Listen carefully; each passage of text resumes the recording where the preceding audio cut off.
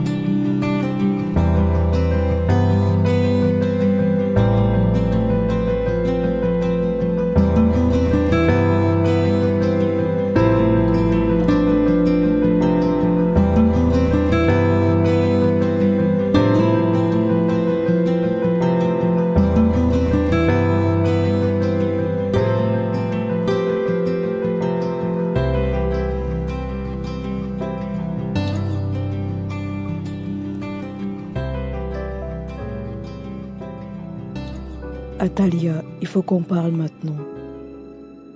J'ai besoin d'entendre ta réponse. Ta réponse va changer le reste des choses. Sullivan, je ne sais pas, j'ai l'impression que tu me suis partout. Je t'ai dit que ce n'était pas le moment de parler de ça. De toutes les façons, ce n'est pas avec moi, tu dois voir ces choses. Si tu as entendu ce que tu as entendu, tu sais maintenant. Mais c'est à toi d'aller voir le frère Philippe et de savoir le convaincre. Moi, franchement, j'ai rien à faire dans cette histoire. Comment ça, tu n'as rien à voir dans cette histoire? J'ai besoin de t'entendre, de te voir dire ce que j'ai entendu chez le frère Philippe. Ça va changer tout. Je ne vais pas me battre pour rien. Je veux me rassurer que j'ai bien entendu. Je veux me rassurer que ce que j'ai entendu est vrai. Et ça va me donner la force d'aller jusqu'au bout. Sullivan, comme tu peux être parfois têtu, va arranger ces histoires avec le frère Philippe. Moi, j'ai rien à te dire pour le moment. Ok? Maintenant, je vais devoir partir. Oh Seigneur, j'aime cette fille. Elle me met juste hors de moi. Aide-moi.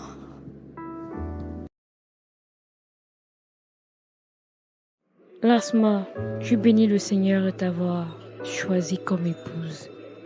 Et j'ai l'assurance que j'ai fait le bon choix. Tu ne peux pas imaginer la grâce que tu m'as fait en me donnant le conseil de rester calme lorsque le frère Philippe avait demandé à ce qu'on annule le mariage. Et je remercie le Seigneur parce que je t'ai écouté. Lasma, ce conseil nous a ouvert des portes de bénédiction. Et je rends grâce au Seigneur d'avoir choisi une femme sage, une femme qui craint Dieu, une femme qui sait écouter et qui peut conseiller son mari. Lasma, je t'aime et je t'aimerai encore.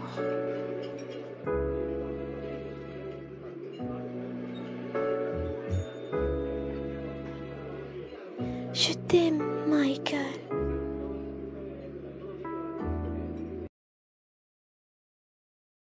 Frère Philippe, mon choix est fait. Je vais épouser Atalia. Et je suis prête à tout pour l'épouser. Plus les jours passent, plus les heures passent, plus je suis décidée à le faire. C'est elle que j'ai choisie. Et je suis prête à tout faire pour l'épouser.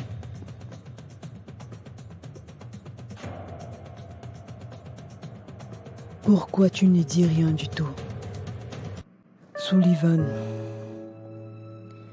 le Seigneur a toujours laissé l'homme libre de choisir.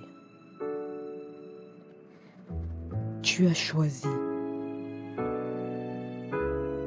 Je n'ai rien à dire, Sullivan. Du moins, j'ai fait ce que je pouvais pour te faire connaître la pensée de Dieu. C'est juste douloureux de voir un enfant que tu as engendré dans le Seigneur prendre délibérément la route de la perdition. Mais je prierai pour toi, Sullivan. Je prierai pour toi. Frère Philippe, comment tu peux dire que parce que j'épouse une femme que j'aime, je suis en train de prendre la route de la perdition? Même si peut-être c'est pas la volonté parfaite de Dieu, il y a la volonté permissive. Ça, tu l'as oublié. Sullivan, mais qu'est-ce qui t'arrive? Qu'est-ce que tu essaies de justifier? Est-ce que tu t'entends même parler? Sais-tu ce que c'est que d'être dans la volonté permissive? Connais-tu les conséquences d'être dans la volonté permissive de Dieu? Plusieurs des enfants de Dieu sont dans la volonté permissive de Dieu au sujet d'un aspect ou de plusieurs dans leur vie. Je vais un peu t'établir les bases et les caractéristiques de cette volonté afin que ce soit clair pour toi. Prenons le cas de Balaam. Balaam connaissait la volonté parfaite de Dieu. Elle lui avait été clairement révélée. Balaam n'aimait pas la volonté parfaite de Dieu parce qu'elle entrait en conflit avec son propre intérêt. Balaam voulait une volonté qui, jusqu'à un certain degré, pouvait servir ses intérêts et ceux de Dieu, car étant un homme non consacré, ses intérêts et les intérêts de Dieu n'étaient pas en accord. Cette volonté était la volonté permissive de Dieu. Tu vois, Israël était le peuple de Dieu. Moab fut très effrayé en face d'eux. Leur roi Balak était anxieux de sauver son peuple. La réputation de Balaam en tant que prophète était bien établie, car Balak savait que celui que Balaam bénissait serait béni et celui qu'il maudissait serait maudit. Balak était anxieux qu'Israël fût maudit afin qu'ils fussent affaiblis et qu'il pût les vaincre. Balaam était le seul qui pouvait invoquer la malédiction avec effet. Il était alors le seul espoir de Moab. Les anciens de Moab s'en allèrent chercher Balaam en emportant avec eux des présents pour le consulter. Balaam décida alors de chercher la face de Dieu.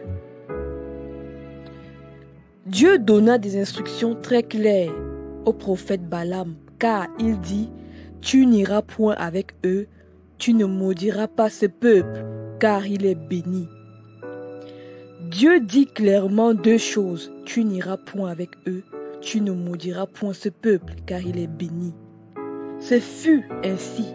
Dieu avait parlé clairement. Il n'y avait rien de confus dans les instructions. Il n'était pas nécessaire de poser des questions. Sa volonté parfaite était clairement présentée à Balaam. Balaam l'avait bien comprise.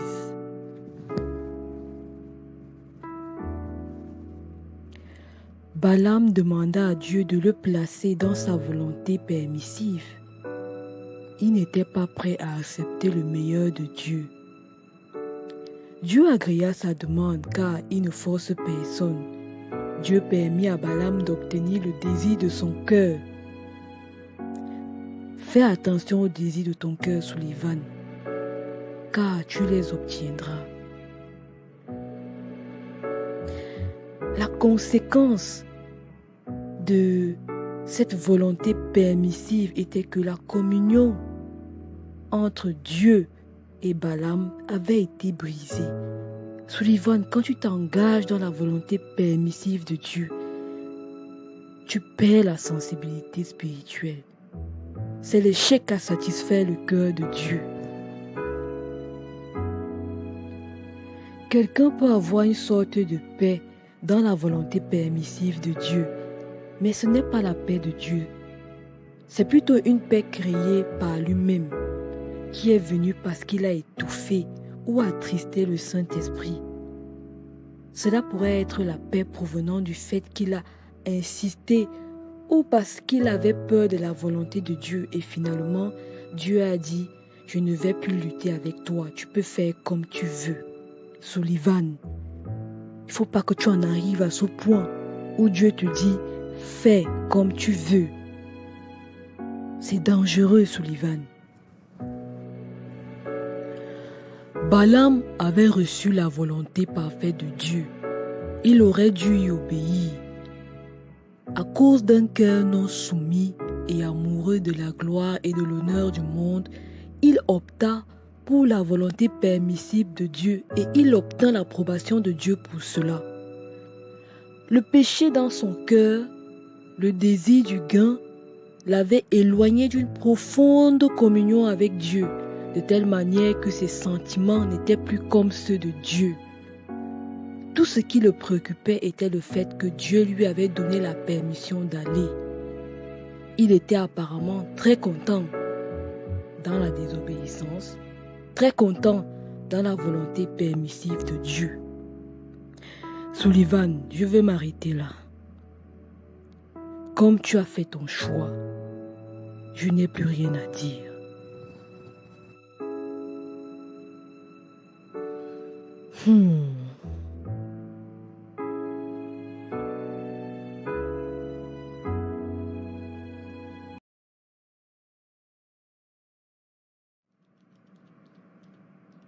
Bonjour Sullivan, comment vas-tu?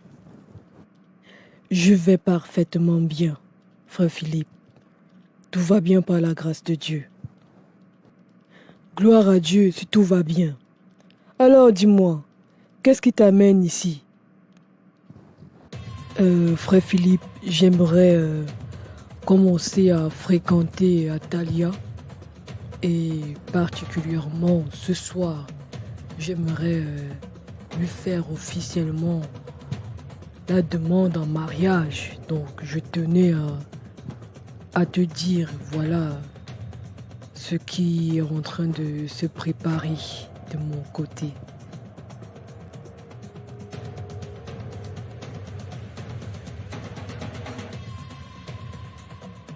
Et aussi, comme la procédure le demande, j'avais déjà pensé à organiser le fait de faire les examens prénuptiaux.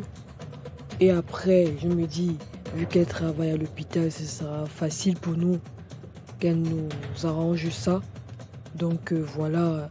Et aussi, je pensais déjà à voir comment aller voir sa famille, me présenter et tout ce qu'il faut faire. Donc voilà. Ok. C'est noté. Michael et Lasma étaient passés par le brisement des liens. Je ne sais pas si vous avez aussi pensé à ça. Vu que tout est en train d'aller vite là, je ne comprends pas. Est-ce que vous avez pensé à faire le brisement de liens malsains? On va voir comment arranger ça. On va voir ça. Ce n'est pas une histoire de « on va voir comment arranger ça ». C'est impératif. Tu as eu une vie passée, elle aussi elle a eu une vie passée. Et il faut en finir avec le passé pour entrer dans une nouvelle vie. Donc le brisement de liens consiste franchement à séparer la personne des liens malsains, des relations passées, des fréquentations passées. Il y a des gens qui, dans leur foyer, se confrontent à des problèmes de mari de nuit, des discordes, de problèmes, ils ne savent pas d'où la racine vient. Ça peut venir des relations antérieures ou même des choses relevant de l'enfance. Je prends par exemple le cas d'une jeune fille qui a été violée. Elle doit guérir émotionnellement parce que sinon, avec son mari, ce ne sera pas possible si elle n'est pas guérie de l'intérieur. Il faut qu'on la délivre de cet acte sexuel qu'elle a eu parce que c'était un viol. Et la parole de Dieu dit que quiconque s'allie avec une femme devient une seule chair. Donc spirituellement, elle est mariée à ce violeur, à cette première personne qu'il a connue sexuellement. Et ce qui fait que si elle n'est pas à se marier, elle est déjà mariée spirituellement. Ce qui va créer, qui va créer des problèmes dans son foyer. Parce que vu qu'il y a déjà une alliance de sang qui a été faite par le viol, le mariage physique sera menacé. Donc c'est des liens qu'il faut franchement briser. On aura vraiment le temps de faire tout ça. Franchement, Sullivan, je suis choquée de voir la manière avec laquelle tu prends ces choses. Tu es un peu comme l'aîné spirituel d'Atalia. Tu es censé l'encourager à faire toutes ces choses. Si vous voulez vraiment, je ne sais même pas. Franchement, je ne sais même pas si je dois continuer. Désolé, frère Philippe. Vraiment désolé. Je te prie de me pardonner si mon attitude t'a heurté. Le brisement des liens est très important. Vous deux, vous devez travailler sur votre passé. Si vous avez été dans des relations antérieures, vous avez fait des promesses telles que je ne vais jamais te quitter, je serai toujours avec toi, nous serons toujours ensemble, je vais t'appartenir toute ma vie. C'est des alliances. Il faut les briser. Se repentir et briser ces alliances. Et maintenant, si vous avez fait des pactes de sang, il faut se repentir et briser cela. Sinon, votre foyer sera juste un stade d'atterrissage pour le diable. Donc, il faut vraiment revoir son passé et se repentir de chaque acte de péché commis. Les paroles, les promesses de mariage, même les bagues des relations antérieures, les jeter et s'en séparer esprit, âme et corps. C'est entendu, frère Philippe. C'est compris, merci beaucoup. Sullivan, mon fils, es-tu vraiment sûr de t'engager? Il n'est pas encore trop tard. Tu connais la pensée de Dieu à ce sujet. Et à l'allure où vont les choses, je ne suis pas en paix. Tu es comme un fils pour moi, un fils dans le Seigneur. Je t'ai connu comme un enfant sage, qui écoutait, obéissant et qui cherchait à tout prix la volonté du Seigneur. Aujourd'hui, Sullivan, je ne te reconnais plus. Sullivan, il est encore temps. Il est encore temps. Frère Philippe, je dois partir. Comme je t'ai dit, la demande officielle, je vais la faire aujourd'hui. Donc, je vais devoir partir. Et merci pour tout. Merci pour tes conseils. Merci pour ton temps. Merci infiniment, frère Philippe.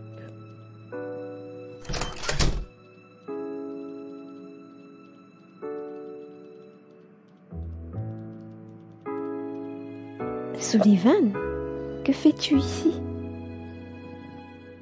J'aimerais t'inviter à dîner ce soir. J'ai quelque chose de spécial à te dire. Quelque chose qui va déterminer le reste.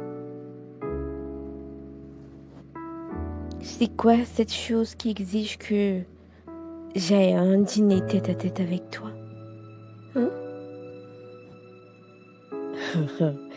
Je ne veux pas gâcher la surprise.